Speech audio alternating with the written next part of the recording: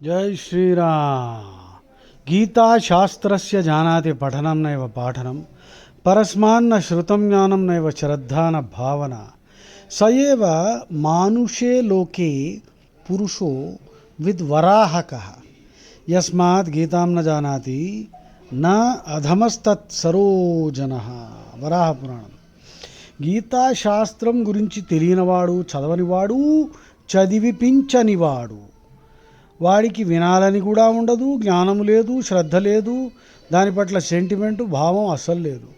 ఇటువంటి వాడు మనుష్యలోకంలో మనిషిగా ఉంటున్నాడు, కానీ వాడు ఒక పంది. సయేవ మానుషే లోకే పురుషో విద్ వరాహక, మనుష్య రూపంలో ఉండే పంది అన్నమాట వాడు.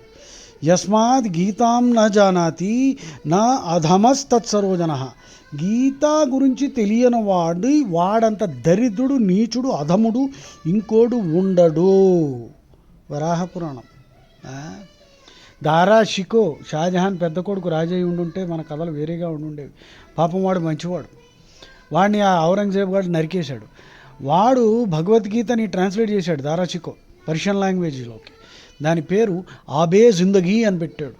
ఆబే జిందగీ అంటే వాటర్ ఆఫ్ లైఫ్ అన్నమాట.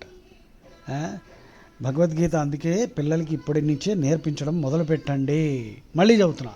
గీతా శాస్త్రస్య జానాతి పఠనం నైవ పాఠనం పరస్మాన్న శృతం జ్ఞానం నైవ శ్రద్ధాన భావన సయేవ మానుషే లోకే పురుషో విద్ వరాహకః యస్మాత్ గీతాం న జానాతి న అధమస్తత్సరో జనః. జై శ్రీరామ్.